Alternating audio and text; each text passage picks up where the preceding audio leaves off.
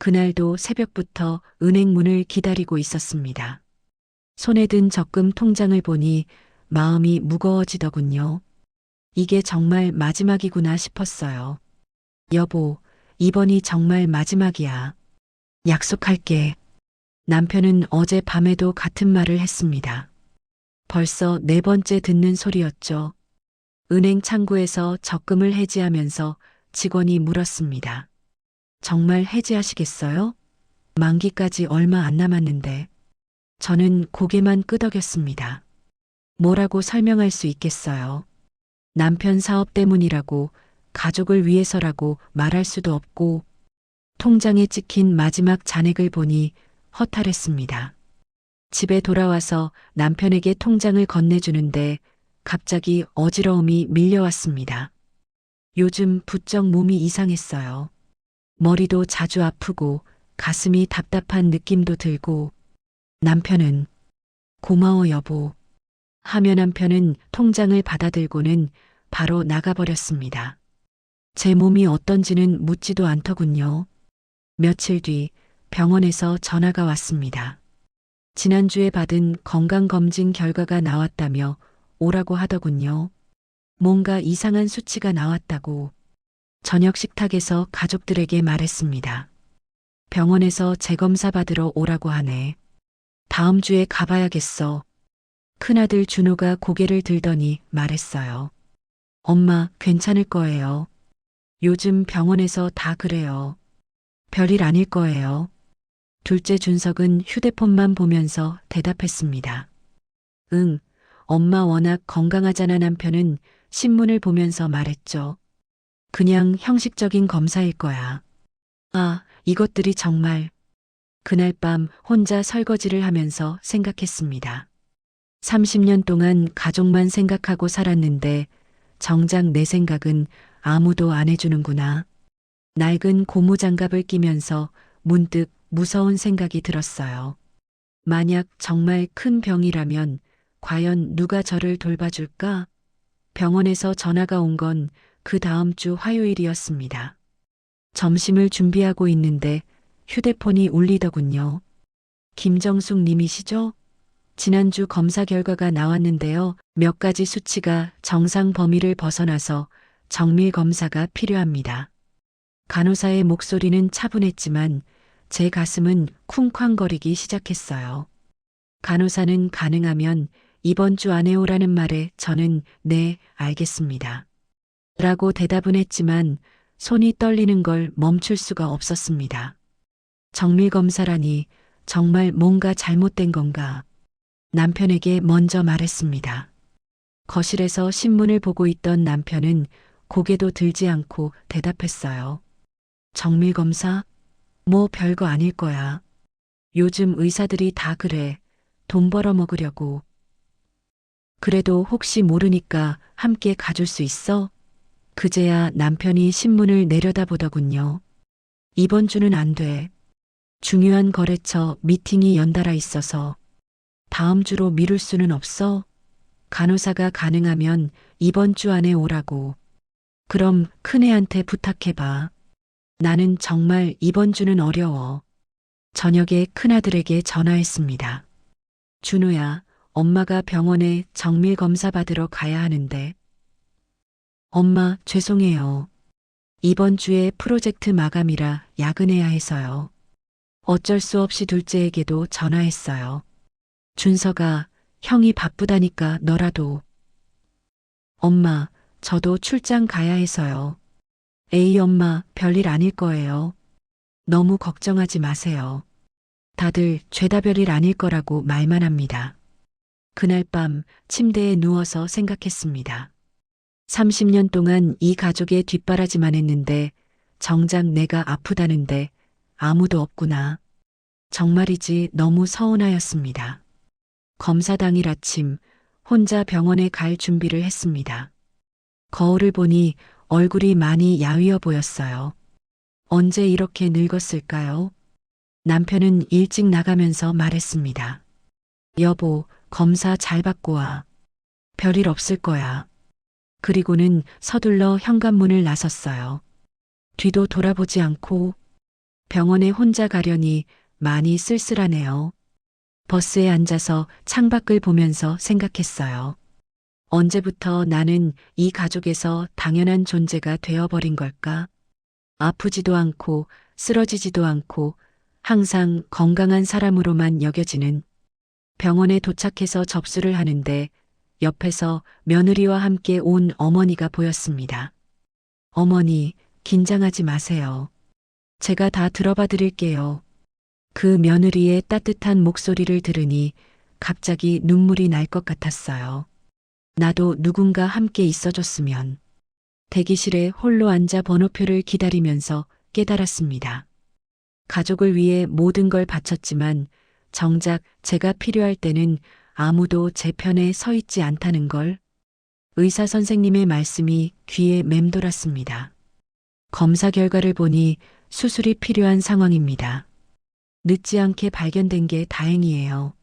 수술이라는 단어가 머릿속에서 계속 울려댔어요. 30년 동안 가족 중 누구도 큰 수술을 받은 적이 없었는데 하필 제가. 보호자분과 상의해서 빠른 시일 내에 수술 날짜를 잡으시기 바랍니다. 보호자. 그 말을 들으니 더 막막해졌습니다. 과연 누가 저의 보호자가 되어줄까요? 집으로 돌아오는 길이 이렇게 길게 느껴진 적이 없었습니다. 버스 안에서 계속 생각했어요. 어떻게 가족들에게 말해야 할까? 이번엔 정말 심각한 상황인데 또 별일 아니야라고 할까봐 두려웠습니다. 수술이라고 해도 대수롭지 않게 생각할까? 현관문을 열고 들어가니 남편이 소파에서 TV를 보고 있었어요. 큰아들도 와 있더군요. 어떻게 됐어? 남편이 TV에서 눈을 떼지 않고 물었습니다. 수술이 필요하다고 하네요. 그제야 남편과 아들이 화들짝 놀래며 저를 쳐다보더군요. 잠깐의 침묵이 흘렀습니다. 수술? 무슨 수술? 준호가 물었죠. 의사 선생님이 그러는데. 생각보다 심각하대. 남편이 리모컨을 내려놓더니 말했습니다. 에이, 의사들이 다 그렇지. 요즘엔 조그만 것도 큰 수술하라고 하니. 괜찮을 거야. 여보, 이건 정말 큰 수술이라고 했는데. 별일 아닐 거야. 너무 걱정하지 마. 남편은 다시 TV를 켰습니다. 마치 이 대화가 끝났다는 듯이. 준호도 덧붙였어요. 엄마, 아빠 말이 맞아요. 요즘 의료기술이 좋아져서 수술도 간단해졌어요. 걱정할 필요 없어요. 그래도 수술 받는 건데. 엄마, 너무 예민하게 생각하지 마세요. 금방 끝날 거예요. 그 순간 속에서 뭔가 울컥하고 끓어오르는 걸 느꼈습니다. 30년 만에 처음 느끼는 감정이었어요. 예민하다고? 내가 예민한 거라고? 저는 말없이 부엌으로 들어갔습니다. 찬물을 한 잔 마시려고 했는데 손이 바들바들 떨리더군요. 분노 때문인지 무력감 때문인지 모르겠었어요. 그날 밤 침대에 누워서 결심했습니다. 좋아, 그렇게 생각한다면 이제부터는 나 혼자 해보자. 가족들이 나를 귀찮아한다면 나도 더 이상 기대하지 않겠다. 수술도 회복도 모든 걸 혼자 해낼 거예요. 하지만 가슴 한쪽이 찢어질 듯 아팠어요. 제일 믿었던 내 가족들이 정작 내가 가장 필요할 때는 이렇게도 무관심하구나. 수술 날짜를 정하러 병원에 가야 하는 날이었습니다. 혼자 준비하고 있는데 현관문이 열리더군요. 엄마, 막내딸 수진이었습니다. 대학원에 있어야 할 시간인데 웬일로 집에 왔을까요? 수진아, 왜 이 시간에? 수진이가 내 앞에 서더니 눈을 빨갛게 하고 말했어요. 엄마, 오빠한테 들었어요. 수술 받아야 한다면서요? 너한테 왜 말했을까? 엄마가 수술 받는데 가족 중에 아무도 병원에 안 간다고 오빠가 그러더라고요. 그게 말이 돼요? 수진이 목소리를 높이더군요. 이 아이가 화내는 모습을 본 게 언제였을까요? 엄마, 저 논문 잠깐 미룰게요. 병원 함께 가고 수술날에도 제가 있을게요. 그 말을 들으니 눈시울이 뜨거워졌습니다. 항상 아들 하고 살았는데 내 딸에게 너무 미안했고 동시에 마음이 아팠습니다. 하지만 수진아, 안 돼. 너는 논문 때문에 바쁘잖아. 얼마나 오랫동안 준비했던 건데 무슨 소리예요? 엄마가 수술 받는데 그딴 논문이 뭐가 중요해요? 그게 얼마나 중요한데. 그것 때문에 내가 얼마나 고생했는지 내가 다 봤잖아. 그게 잘못되면 내가 마음이 더 아프고 속상해. 수진이 제 손을 잡더니 말했어요. 엄마, 평생 우리 가족 위해서만 사셨잖아요. 이번엔 저라도 엄마 편에 서고 싶어요. 그때 갑자기 휴대폰이 울렸습니다. 순이 언니였어요. 20년 넘게 친구처럼 지낸 순이 언니가. 정수가, 얼굴 보자. 카페로 나와. 언니, 지금 좀. 나와. 얘기할 게 있어. 순이 언니의 목소리가 평소와 달리 진지했어요. 카페에서 순이 언니를 만났는데 첫 마디부터 깜짝 놀랐습니다. 수술 받는다며? 왜 나한테는 말 안 했어? 언니가 어떻게 해? 수진이가 나한테 전화했어. 울면서. 수진이가 순이 언니한테까지. 정수가 우리가 20년을 친구처럼 지냈는데 이런 중요한 걸 말도 안 하다니 정말 서운하다. 순이 언니가 제 손을 꽉 잡더군요. 내가 함께 있어줄게. 수술날에도 회복할 때도. 언니, 언니도 바쁘잖아요. 뭐가 바빠? 내 동생 아플 때 곁에 있어주는 게 바쁜 일보다 중요하지. 그 말을 들으니 눈물이 핑 돌았어요.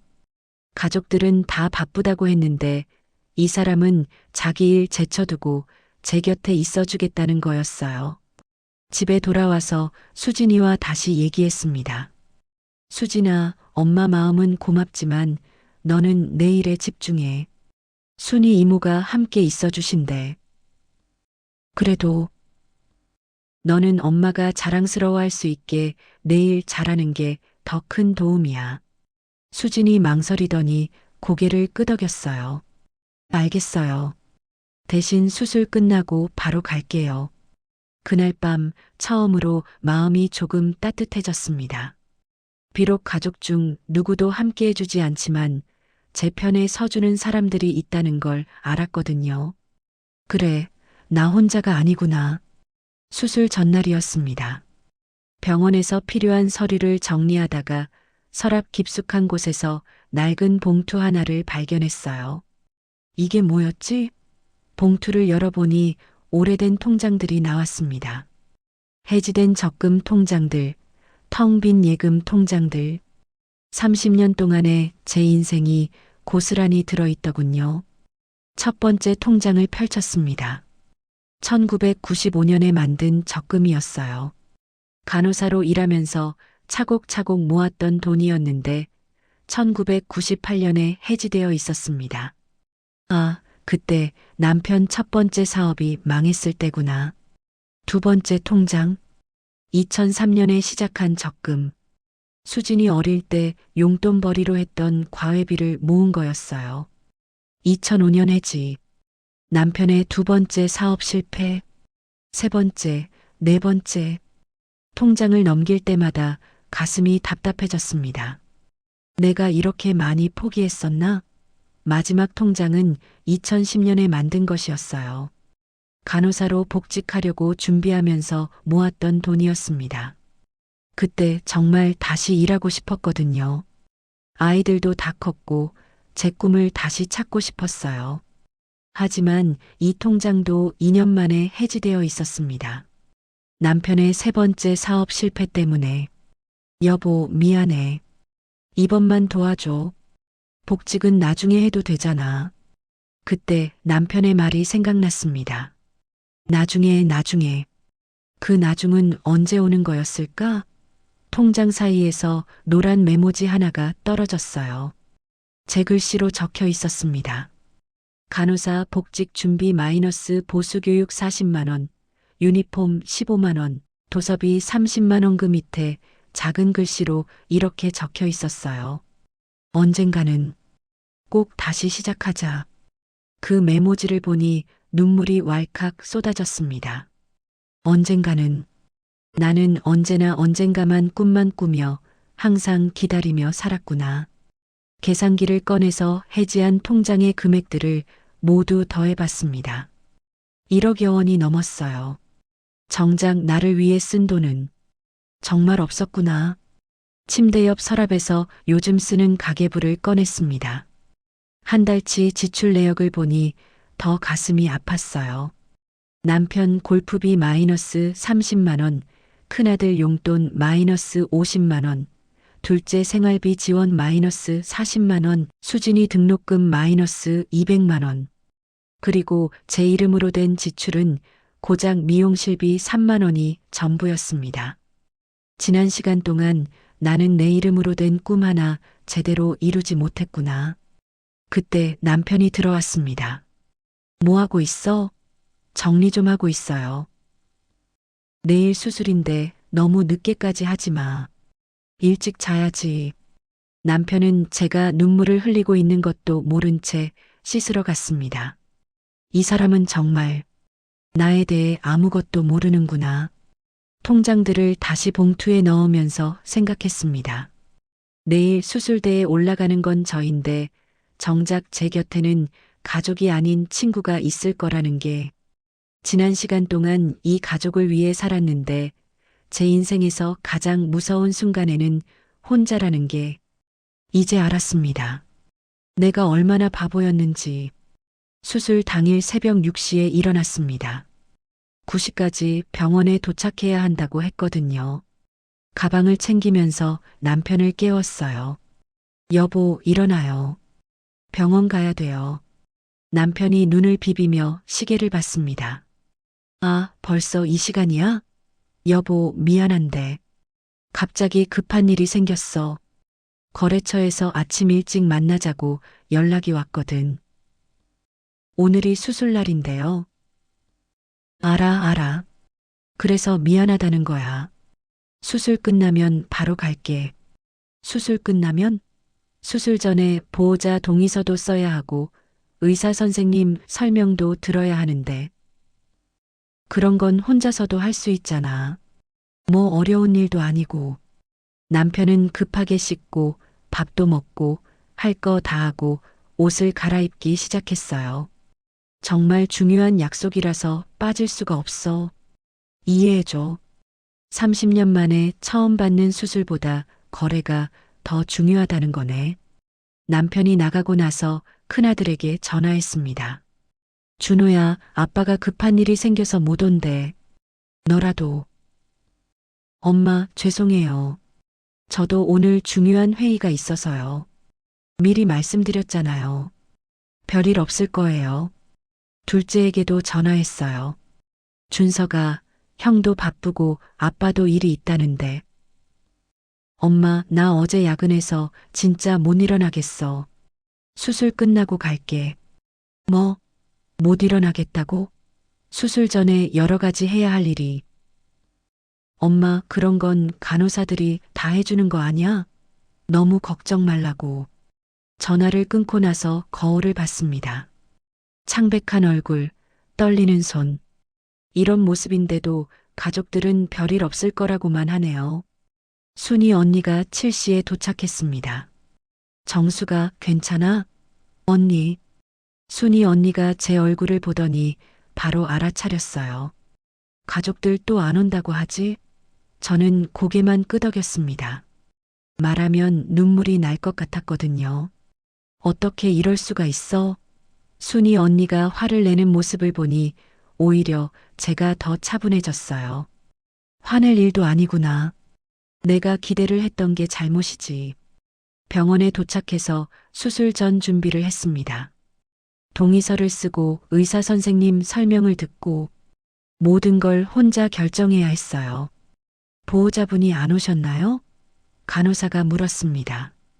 이분이 제 보호자예요. 순이 언니를 가리키며 말했어요. 수술실로 들어가기 전 수진이가 헐레벌떡 뛰어왔어요. 엄마, 엄마, 수진아, 학교는? 첫 번째 수업 빠졌어요.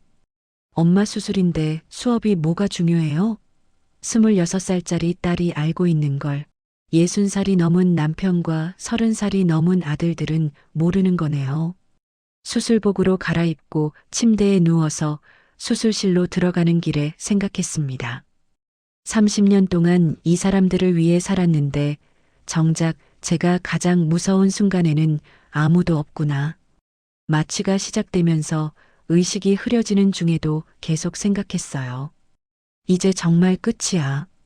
수술이 끝나고 회복실에서 눈을 떴을 때 첫 번째로 본 건 순이 언니의 얼굴이었습니다. 정수가 겠어? 수술 잘 됐대. 걱정 마목이 메말라서 말이 잘 안 나왔어요. 순이 언니가 물을 조금 먹여줬습니다. 의사 선생님이 성공적이었다고 하셨어. 정말 다행이야. 다행이구나. 머리가 조금 맑아지자 주변을 둘러봤어요. 수진이와 순이 언니만이 제 곁을 지키고 있었습니다. 수진아, 그리고 언니 둘 다 고마워. 뭘? 당연한 거지. 그때 회복실 문이 열리면서 남편과 아들들이 들어왔어요. 꽃다발을 들고 온 모습이 마치 문병 온 것처럼 보였습니다. 여보, 괜찮아? 수술 잘 끝났다며? 남편이 환한 웃음으로 말했어요. 엄마, 정말 다행이네요. 걱정했어요. 준호가 덧붙였습니다. 의사 선생님이 뭐라고 하셨어요? 준석도 마치 지금 막일이 끝난 것처럼 물었어요. 걱정했다고? 저는 그들을 바라봤습니다. 몇 시간 전까지만 해도 별일 아닐 거야. 너무 예민하게 생각하지. 말하고 했던 사람들이 이제 와서 걱정했다고 하네요. 언제 왔어요? 제가 물었습니다. 방금 전에. 일 끝나자마자 바로 왔어. 남편이 대답했어요. 수술 몇 시에 끝났는지 아세요? 3시간 전에 끝났어요. 회복실이 조용해졌습니다. 3시간 동안 혼자 깨어나길 기다렸어요. 여보, 그게 30년 동안 가족들을 위해 살았어요. 제 목소리가 생각보다 단단했습니다. 남편 사업 실패할 때마다 나 혼자 힘들게 모았던 적금 깨서 도와줬어요. 복직하려던 꿈도 포기했고 아이들 뒷바라지하느라 제 인생은 늘 뒷전이었죠. 가족들이 당황하는 표정을 짓기 시작했어요. 그런데 정작 제가 아플 때는 모두 바쁘다고, 별일 아니라고, 예민하다고 하셨죠. 오늘 수술 전에 30년간 해지한 적금을 계산해 봤어요. 1억여 원이 넘더라고요. 제가 가족들을 위해 포기한 돈이. 남편의 얼굴이 창백해졌습니다. 그 돈으로 제가 뭘 샀는지 아세요? 아무것도 없어요. 모두 다른 사람을 위한 거였거든요. 준호가 입을 열려고 했지만 저는 계속했습니다. 30년 동안 이 가족에서 제 역할은 뒷바라지만 하는 사람이었어요. 아프지도 않고 지치지도 않고 불만도 없는 사람.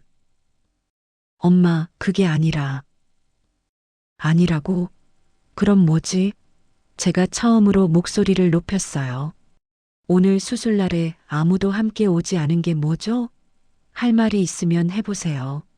아무도 대답하지 못했습니다. 알겠어요. 이제 됐어요. 저는 천천히 말했습니다. 30년 동안 우리 가족들을 위해 살았지만 이제부터는 나를 위해 살겠어. 여보. 사업이 망하던 말던 집안일도 각자 알아서 하고 이렇게 말하자 가족들이 모두 충격받은 표정이었어요. 그리고 가장 중요한 건 저는 그들 모두를 차례로 바라봤습니다. 이제 인생만을 생각하며 살겠어요. 이제야 말했다. 30년 동안 못했던 말을. 퇴원한 지 한 달이 지났습니다. 회복도 순조롭게 진행되고 있어요. 그동안 정말 많은 게 바뀌었습니다. 아침에 일어나서 가장 먼저 하는 일은 제 몸 상태를 확인하는 거예요. 아픈 곳은 없는지, 컨디션은 어떤지. 30년 만에 처음으로 저 자신을 가장 먼저 챙기고 있습니다. 남편은 아직도 적응을 못하고 있어요. 여보, 아침은? 냉장고에 재료 있으니까 알아서 해 드세요. 그게 뭔 소리야? 30년 동안 제가 했으니까 이제는 당신이 해봐요. 남편이 어리둥절해하는 모습을 보니까 조금 웃음이 나더군요. 이제 와서 뭘 그렇게 놀라는지. 집안일도 최소한으로 줄였어요. 빨래는 각자 알아서, 청소도 일주일에 한 번만. 매일 구석구석 닦고 정리하던 예전과는 완전히 달라졌죠. 정말이지, 왜 그렇게 살았을까? 가장 큰 변화는 새로운 적금 통장을 만든 거예요. 이번엔 제 이름으로 만든 누구도 건드릴 수 없는 통장이에요. 첫 입금을 할 때 은행 직원이 물었습니다. 목적이 어떻게 되세요? 저를 위한 거예요. 제 꿈을 위한 통장이에요. 그리고 간병사 자격증 공부도 시작했어요. 20년 전에 포기했던 간호사 복직 대신 새로운 길을 택한 거죠. 엄마, 이 나이에 공부가 쉽겠어요? 준호가 걱정스럽게 물었어요. 쉽지 않겠지. 하지만 내가 하고 싶은 일이야. 굳이 일을 하실 필요 없다고? 30년 너네 뒷바라지만 하다가 이제야 내 일을 하겠다는데? 아들들이 말문이 막혔어요. 예전에 엄마가 아니라는 걸 아직도 받아들이기 힘들어 하더군요. 지난주에는 수진이가 집에 왔어요. 엄마, 많이 달라지셨네요. 어떻게? 밝아진 것 같아요. 예전엔 항상 피곤해 보이셨는데. 그렇구나. 나도 모르게 표정이 달라졌나 보네. 엄마가 당당해 보여서 아주 좋아요. 수진이의 말에 가슴이 뭉클했어요. 딸이 자랑스러워하는 엄마가 되었다니. 어제는 남편이 조심스럽게 물어봤어요. 여보, 우리 다시 예전처럼 지낼 수는 없을까? 예전처럼? 내가 모든 걸 포기하고 가족들만 챙기던 그때로요? 그게 아니라. 그럼 뭐죠? 남편이 한참 고민하더니 말했어요. 미안해. 정말로. 30년 만에 처음 들어보는 진심 어린 사과였어요. 미안하다고 해서 다 돌아가는 건 아니에요. 이제는 새로운 관계를 만들어 가야죠. 오늘 아침 거울을 보니까 얼굴이 많이 환해졌더군요. 아직 야위긴 했지만 표정이 확실히 달라졌어요. 이제야 진짜 내 인생이 시작되는구나. 간병사 교육 첫날이에요. 가방을 챙기면서 30년 전 간호사였던 제 모습을 떠올렸어요. 그때는 꿈이 있었죠. 지금도 늦지 않았어요. 58세의 새로운 시작이에요. 현관문을 나서면서 뒤돌아봤습니다. 30년 동안 저를 가둬두었던 이 집이 이제는 그냥 잠깐 머무르는 곳처럼 느껴져요. 이제는 나를 위한 삶을 살 거야. 그렇게 다짐하며 새로운 하루를 시작했습니다. 시청해주셔서 감사합니다. 원하시는 스토리가 있으시다면 댓글을 남겨주세요. 구독과 좋아요는 편집자에게 큰 힘이 됩니다.